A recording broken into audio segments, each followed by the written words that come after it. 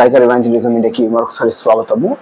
దేవుడు చేస్తున్న మేలును బట్టి నేను దేవునికి ఎంతో వందనాలు చెల్లిస్తున్నాను. అయితే రీసెంట్ గా మనకు అందరికీ తెలుసు ఒక కాంట్రవర్సీ టాపిక్, ఇది మల్లెపూల టాపిక్. చాలా మంది ఈ మల్లెపూల గురించి అంటే శాలేం రాజు గారు చెప్పిన ఈ వాక్యాలను తప్పుపట్టారు, కొంతమంది సమర్థించారు, కొంతమంది న్యూట్రల్ గా ఉన్నారు. అసలు ఈ మల్లెపూలు అనే టాపిక్ గురించి ఇంత హైలైట్ చేయడం అనేది సోషల్ మీడియాలో, అదేవిధంగా నేషనల్ మీడియాలో దీని గురించి కొన్ని సంస్థలు మాట్లాడడం, క్రైస్తవులు మాట్లాడడం, ఇవన్నీ జరిగినాయి. ఎవరి అభిప్రాయాలు వాళ్ళు చెప్తున్నారు, బాగానే ఉంది, మంచిదే, ప్రాబ్లం లేదు దాంట్లో.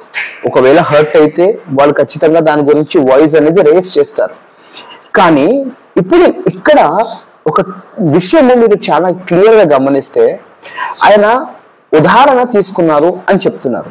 అలా అని ఆయన ఎవరి గురించి అయితే మాట్లాడారో, శాలేం రాజు గారు ఎవరి గురించి అయితే మాట్లాడారో వాళ్ళు పర్టికులర్ గా ఒక వ్యక్తి అనేది కాదు, ఒక ఉదాహరణ విధంగా మాట్లాడారు. అంటే ఒక ఎగ్జాంపుల్, ఒక ఉపమాన రీతిగా మాట్లాడడం అనేది జరిగింది, అందరికీ తెలుసు, అందరూ విన్నారు. అయితే ఇప్పుడు దీనికి ఇంత కాంట్రవర్సీ ఎందుకు అని అంటే, శాలేం రాజు గారు మాట్లాడిన మాటల్లో చాలా మంది హర్ట్ అయ్యారు. ఒక హైందవ మతానికి సంబంధించిన వాళ్ళు చాలా మంది హర్ట్ అయ్యారు అని చెప్తున్నారు. ఇక్కడి వరకు కూడా బాగుంది, ఎందుకంటే వీ మస్ట్ రెస్పెక్ట్ దెమ్. మనం వాళ్ళ కట్టడలను, వాళ్ళ ట్రెడిషన్స్ మనం మర్యాద ఇవ్వాలి. కానీ ఇప్పుడు ఒకటి ఆలోచించండి, మహిళలు అని పదము వాడారు, అందరి మహిళల పైన ఆపాదించారు అని ఈ వేరింగ్స్ అనేది కంటిన్యూగా మనం వింటా ఉన్నాము. మనము నివసిస్తున్న భారతదేశము అంతా అర్థమవుతుందా, ఇండియా మొత్తంలో ఆడవాళ్ళు నిజంగానే తలపైన పువ్వులు పెట్టుకుంటారా? బాగా గమనించండి, చాలా న్యూట్రల్ గా ఆలోచించండి. ఎందుకు అని అంటే ఈ మాట నేను చాలా ఆలోచించి చెప్తున్నాను. నేను నార్త్ లో సుమారు 10 సంవత్సరాలు ఉన్నాను. నాకు తెలుసు మన సౌత్ ఇండియాలో ఏ విధంగా అయితే మల్లెపూలు వాడుకుంటారో, తలపైన పెట్టుకుంటారో, అలానే నార్త్ లో ఎవ్వరు కూడా తలపైన మల్లెపూలు పెట్టుకోరు.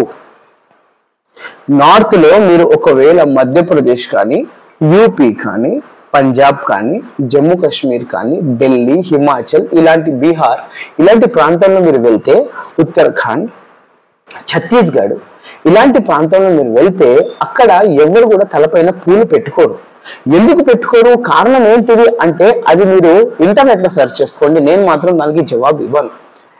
పువ్వులు పెట్టుకుంటే ఒక చోట సంప్రదాయము, కొన్నిసార్లు ఫంక్షన్స్ కి, ఎక్కువ వెడ్డింగ్స్ కి అనేది యూజ్ చేస్తూ ఉంటారు. పువ్వుల పైన ఎన్నో పనికి మాలిన సాంగ్స్ కూడా మనం విన్నాము. ఓకే, ఇప్పుడు శాలేం రాజు గారు చెప్పిన మాటలు ఏదైతే ఉన్నాయో, మల్లె పూలు పెట్టుకొని బజారు దాన లాగా అనే ఒక వర్డ్ వాడారు. ఇది ఎక్కువగా హైలైట్ గా, ఎక్కువగా కాంట్రవర్సీ అనేది క్రియేట్ అయింది. ఇప్పుడు తను ఈ మాట ఎందుకు మాట్లాడారు, ఒకవేళ నిజంగా దానివల్ల ఎవరైనా హర్ట్ అయ్యారు అని అంటే శాలేం రాజు గారు దీని గురించి ఒక స్పష్టత ఇస్తే చాలా బాగుంటది. ఎందుకు అనంటే చాలా మంది సెంటిమెంట్ గా ఫీల్ అవుతున్నారు.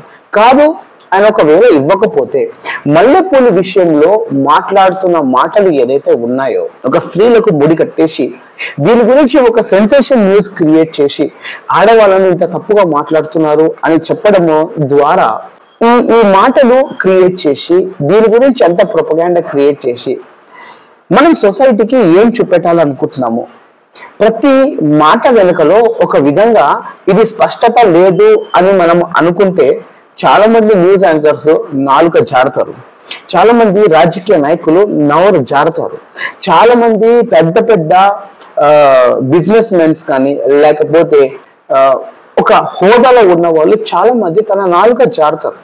క్షమాపణ కూడా అడగరండి. చాలా మంది రిలీజియస్ సెంటిమెంట్స్ ని హర్ట్ చేసిన, వాళ్ళ మనోభావాల పైన దెబ్బ కొట్టిన, వాళ్ళను చాలా డేంజర్ గా మాట్లాడిన ఇప్పటి వరకు తన మాటను వెనక తీసుకోరు.